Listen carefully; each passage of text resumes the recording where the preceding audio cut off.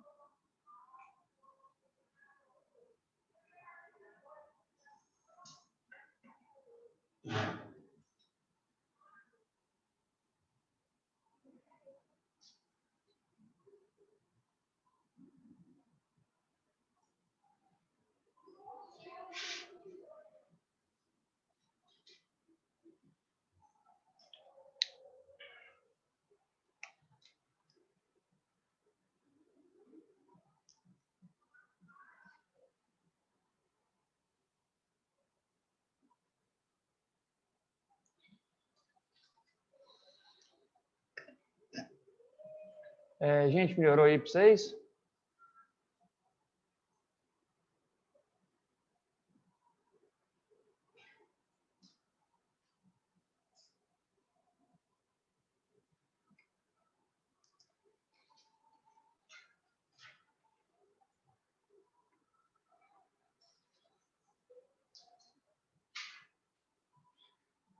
Deu uma melhorada aí, gente?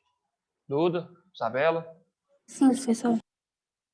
Não, sim, escutei não, só escutei só o professor.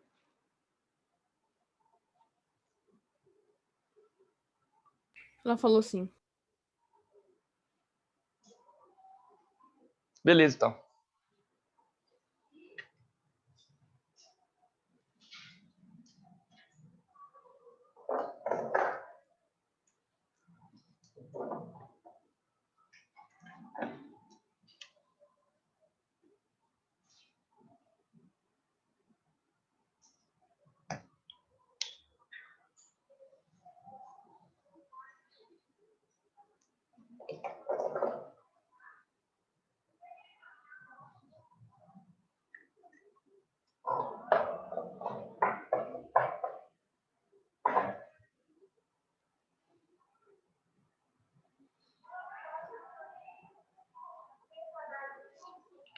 Que? Chumbo?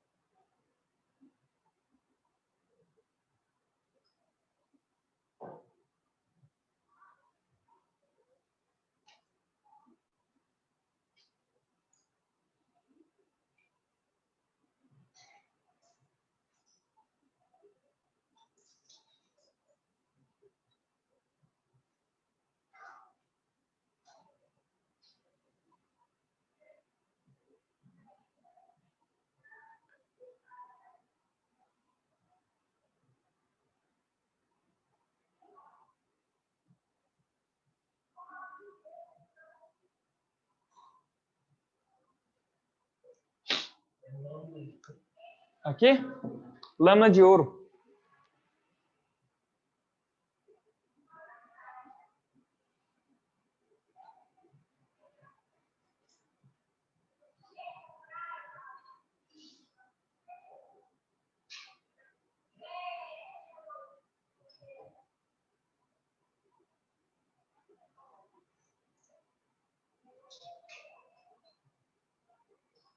Vamos lá, gente? Pessoal de casa também, copiaram?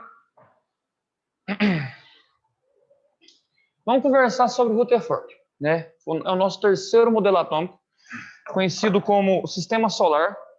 Quando eu fizer, eu escrevo o nome do modelo atômico dele. O que acontece? Como eu falei para vocês, nenhum cientista que propôs algum modelo, eles acordaram e falaram assim, hoje eu vou fazer um experimento para propor um novo modelo atômico. Não, eles estavam trabalhando uma coisa específica e mediante a análise do comportamento do experimento que eles realizaram, eles propuseram seu modelo atômico. Foi assim com Thomson e foi assim também com o Rutherford. A primeira coisa que a gente tem que analisar é que o Rutherford estava trabalhando com radioatividade.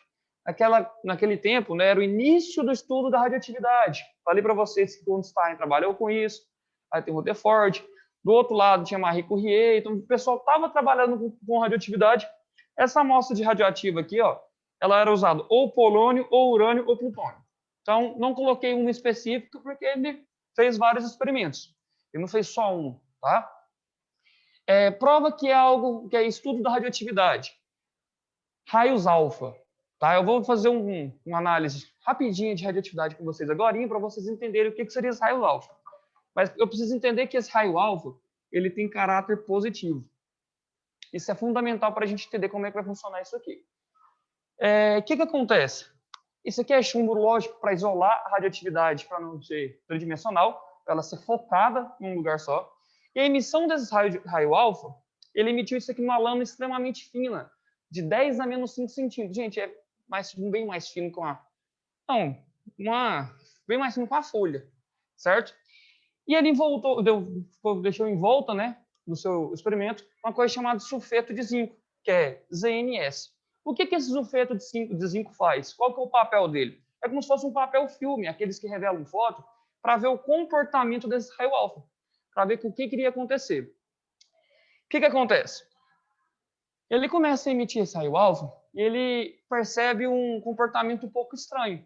Primeiro que, se eu estou trabalhando com uma lâmina de ouro eu estou emitindo um raio positivo e que tem a massa, não era para passar esse tanto de raio alfa aqui não, concorda? Se eu sair correndo aqui, eu passo essa parede? Não, a não ser que seja o Harry Potter, né? Então, você não passa essa parede por quê? Porque eu tenho massa e a parede tem massa. Não faz sentido. Mas ele viu que grande maioria, cerca de 98% dos raios que foi emitido, eles passaram pela lâmina. Mas espera aí, esse raio alfa, gente, ele tem massa, ele tem carga.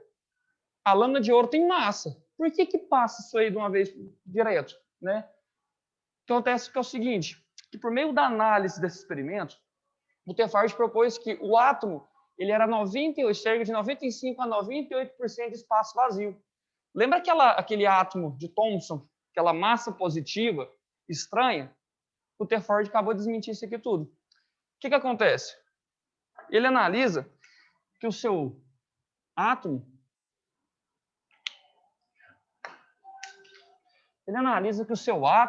tem esses raios alfa passando em grande quantidade. Por quê? Porque tem espaços vazios. Dessa forma. Então, já começa a melhorar a ideia do átomo. É justamente esse daqui, ó. São espaços vazios onde vai estar passando o meu raio alfa. O que que acontece? Tá vendo que alguns sofrem pequeno desvio? Acontece pelo fato que é o seguinte, eu tenho esse raio alfa de caráter positivo, eu tenho ou atração ou repulsão de alguma coisa.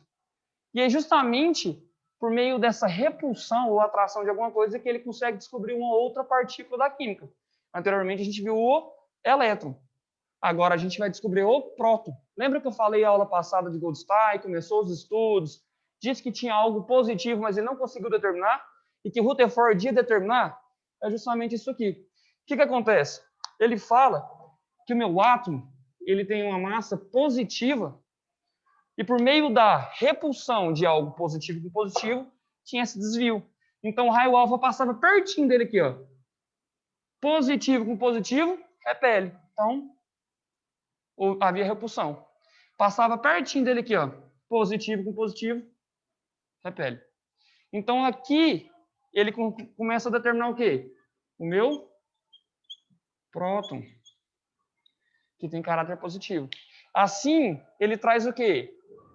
O modelo de Thomson da neutralidade de carga é explicada por conta disso. Eu tenho uma partícula positiva, eu tenho uma partícula negativa, se eu tiver a mesma quantidade de algo neutro. Positivo e negativo neutraliza, certo? Então, por meio da repulsão desses raios alfa, ele consegue descobrir o meu próton. Só que tem um outro problema. Tá vendo que um raio ele bate e volta? A quantidade de um raio alfa bater e voltar é extremamente pequena. Por que que isso acontece? Que é quando justamente esse raio alfa meu choca diretamente com o núcleo, com o meu próton. Ele bate e volta. E por meio dessa análise de ver o desvio ou a quantidade de raios alfas que passaram, ele propôs o seu modelo. Tá aqui, ó.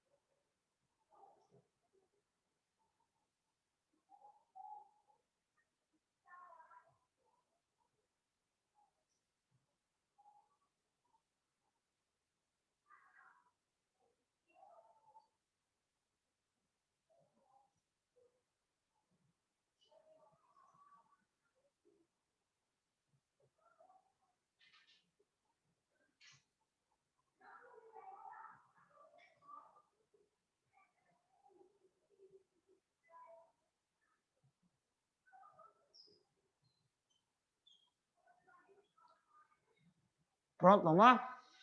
Então, a representação do átomo de Rutherford proposto por ele foi, a gente chama de sistema solar, porque pelo fato que a gente analisa aqui, os elétrons ficam orbitando, igual os planetas, orbitam em torno do Sol. No caso, o Sol vai ser o quê? O meu núcleo, né? A gente chama de núcleo a parte central. Esse núcleo, ele tem o quê? Ele é positivo, caráter positivo por conta da presença dos prótons. Prótons positivos, elétrons negativos. Elétron, eles orbitam numa coisa chamada eletrosfera. Bem tranquilo da gente entender. O que acontece? Esse espaço todo vazio era justamente onde esse raio alfa passava. Então, imagina um raio alfa passando bem aqui. Ele vai passar direto. Ah, professor, mas por que esse raio alfa não era atraído pelo elétron? Gente, o elétron anda em velocidade extremamente gigantesca.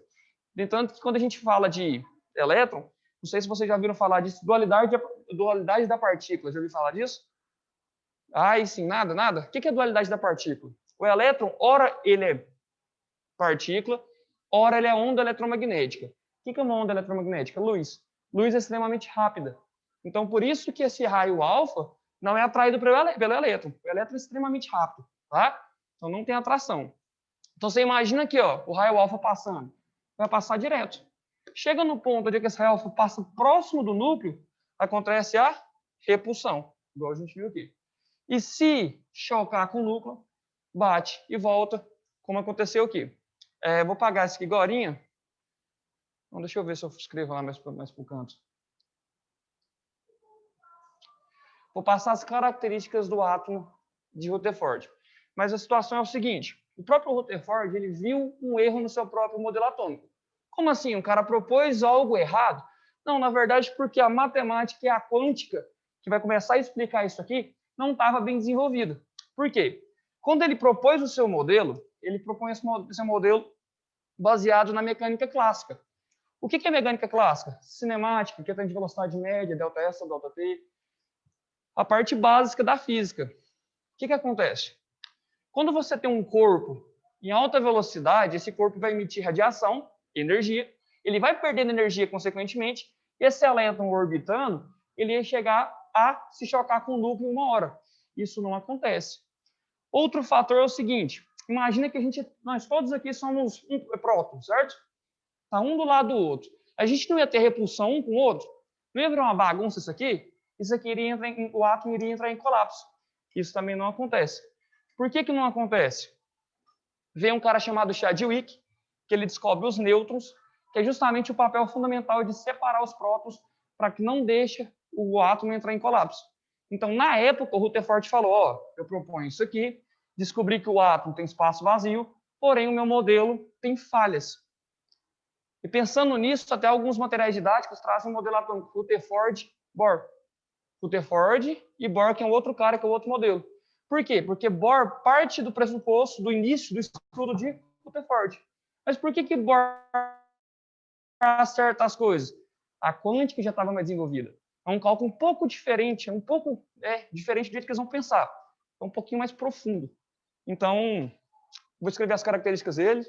Alguma dúvida nisso aqui? Esse modelo está de boa para vocês? Está tranquilo? Não, falta de ar da porra, peraí. Gente, quando vocês crescerem, vocês não fumam não, tá?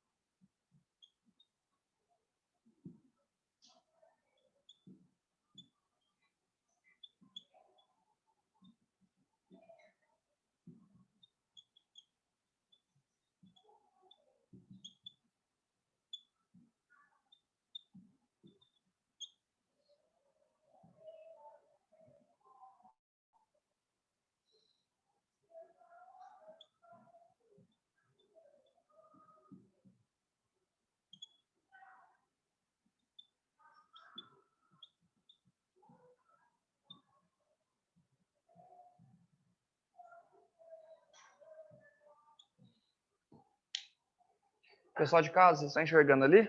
Dá para ver no canto lá?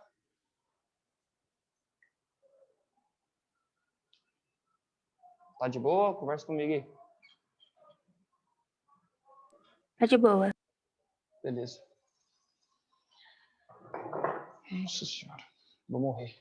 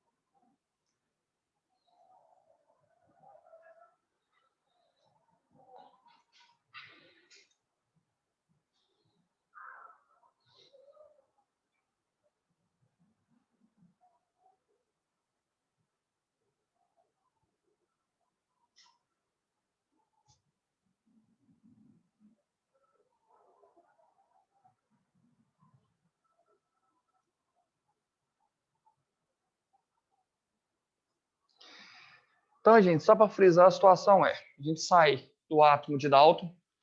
O átomo de Dalton, indivisível, indestrutível, maciço, né? Aí a gente tem a descoberta do elétron por Thomson. Aquele átomo indivisível já não é mais, porque tem uma partícula menor do que o próprio átomo, que é o elétron. Veio Goldstein, ele descobriu algo positivo, mas não conseguiu propor. Rutherford, por meio do seu experimento da lâmina de ouro, identificou que o átomo, além de possuir essa partícula positiva, que ele chamou de próton, o átomo possui grandes espaços vazios, certo? Ele propõe também os próprios erros do seu modelo atômico. Geralmente, o cientista é muito orgulhoso, o ego é muito grande. Então, é difícil o cientista reconhecer o erro do que ele propôs, da sua descoberta. E ele propôs o erro da questão seguinte: naquela época, como eu havia falado, não existia a quântica. A quântica, pessoal, é um cálculo matemático físico um pouco mais avançado, que trabalha em relação a algo microscópico, para você ter ideia. A lei da física clássica trabalha algo macroscópico. Então, é diferente você ver um átomo, sei lá, a interação de um átomo de água de maneira por fora, do que você pegar uma molécula de água, você identificar a quantidade de elétrons que está sendo envolvido, você identificar a tipo de interação. Então, é algo mais profundo. Naquela época não tinha base, não tinha nada para propor isso aqui.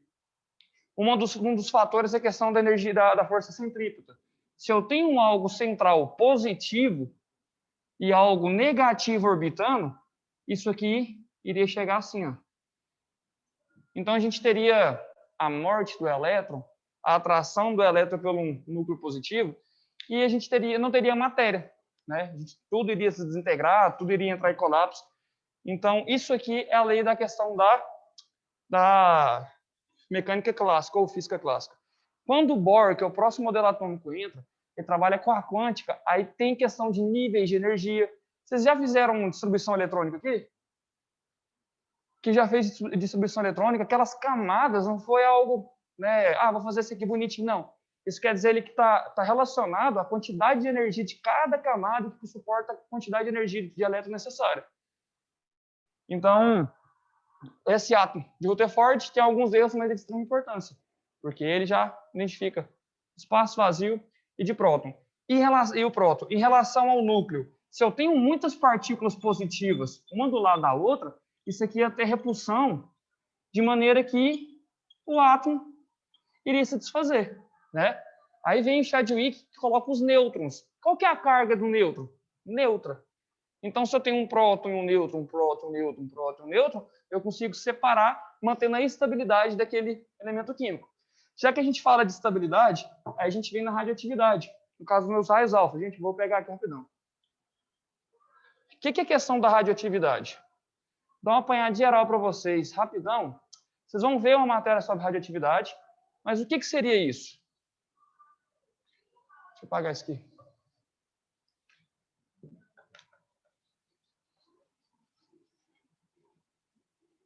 A radioatividade nada mais, nada menos é do que a instabilidade de um núcleo. Eu tenho um núcleo instável.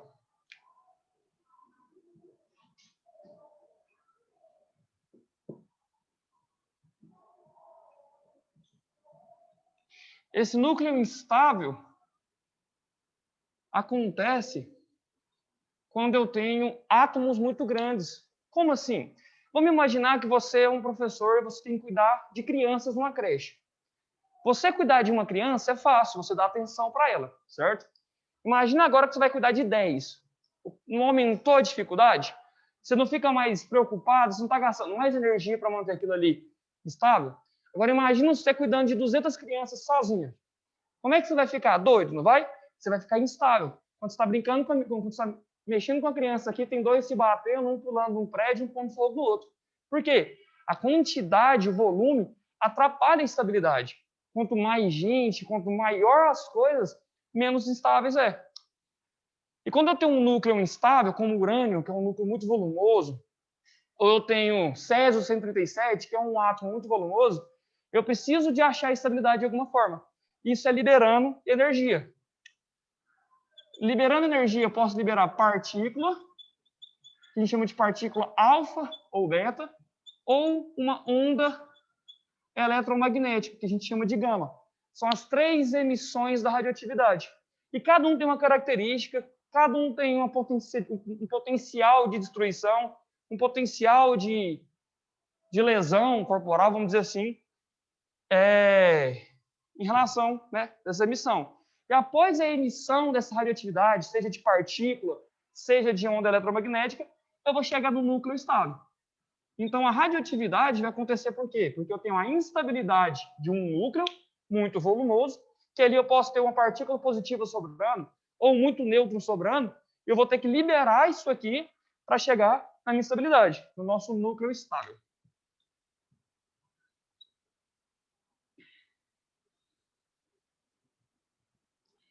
O que acontece? O que são essas emissões? Professor, sempre vai estar emitindo só alfa? Ou vai estar emitindo só beta? Ou só gama? Não, gente, é um decaimento radioativo. Vai ter emissões, seguidas de emissões, até que chegar na minha estabilidade. Quais que são as 3 emissões que a gente falou? Alfa, beta e gama. Vamos falar só da alfa, tá? O que é uma emissão alfa? Ela imita um núcleo de hélio. Por que ela imita o núcleo de hélio? Porque eu tenho uma emissão aqui de 2 prótons mais 2 nêutrons. Qual que é a carga do nêutron mesmo? Neutra. Neutro, né? E qual que é a carga do meu próton? Positivo. Tá vendo que essa partícula alfa, ela é positiva e por isso que houve desvio, por isso que houve repulsão em relação ao núcleo? É por isso que o Rutherford falou, cara, eu estou colocando um raio positivo e o bagulho repulsa, então tem positivo ali. Então, por isso que é chamado próton. Se ele emitisse, por exemplo, raio beta, vou acabar falando dele. O raio beta é a emissão de um elétron saindo de um nêutron. Simplificar para vocês. Elétron é negativo. Se fosse uma repulsão de beta, iria ter atração do núcleo, porque negativo e positivo não se atraem. Mas ele viu que na emissão alfa, ela era positiva, eu tive a repulsão porque lá no centro do meu átomo eu tenho algo positivo. Outra coisa que fez o Rutherford pensar bastante é que essa emissão alfa é uma emissão pesada. Para vocês terem ideia, quando estou em contato com material radioativo, a emissão alfa ela consegue ser barrada pela pele do ser humano, pela uma folha de caderno. Então, é algo pesado, é algo mais lento. A beta já é muito mais rápida. A beta atinge o músculo, né? Ela é barrada por metais. Agora, a gama que fode. A gama, ela é uma onda eletromagnética. Eu estou falando para vocês sempre. Onda eletromagnética é muito rápido. Isso aqui, ó, é que causa deformação em órgãos. Isso aqui é parado pelo chumbo, tá? Então, uma pessoa que entra em contato com compostos radioativos em um grande período, é onde é que vai ter problema com câncer, vai ter mutação. O que aconteceu lá em Chernobyl? A pessoa morre, né? Então, isso aqui que é o problema. Ah, mas a alfa tem algum problema? Ah, a longo prazo, isso aqui dá uma queimadura. A beta, queimadura de 3º grau, tá? Mas isso aqui é uma emissão muito lenta. Uma emissão muito lenta, passando pelo um fio de ouro, não quer dizer que tem alguma coisa errada. É esse espaço vazio demais aqui. Beleza? Vocês vão ver depois a radioatividade, como é que funciona isso aqui, questão de número de prótons e nêutrons. Vou estar explicando para vocês quando a gente falar de número atômico e massa atômica. Alguém já chegou a ver isso?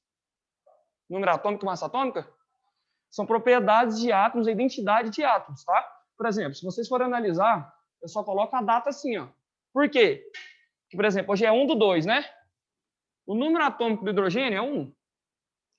O número atômico do hélio é 2. Do cálcio 20 e do escândio 21. Porque é a identidade do elemento químico. Mas depois vocês vão ver isso aqui bonitinho e tal. Mas é só um apanhado geral em relação à radioatividade.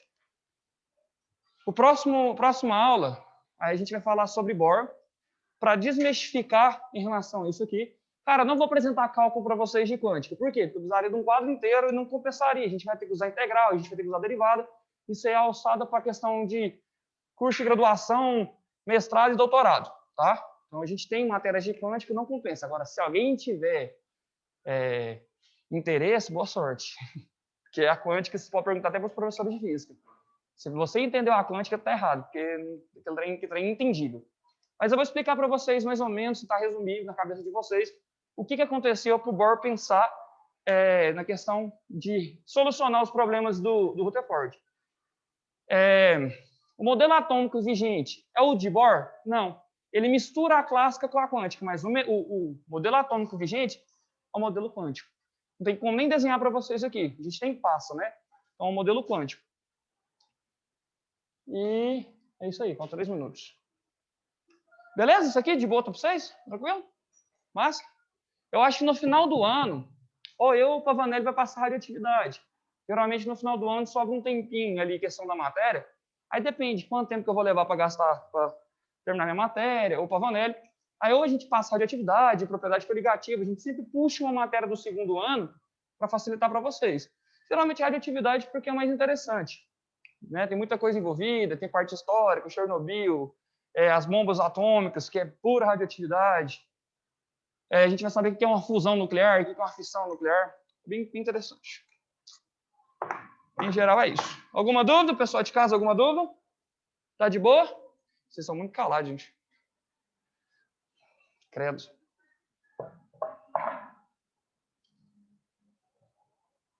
Vocês sempre foi assim ou vocês estão... Não? Não dá conta, não.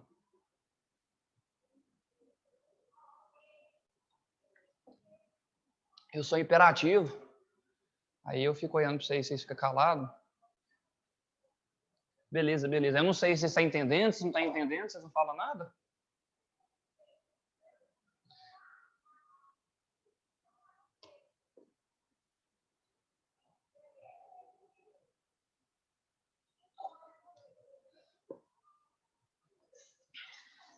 E sério, gente, não fumem.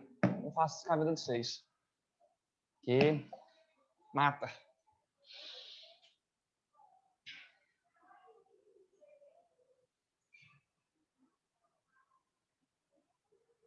Ai, ai.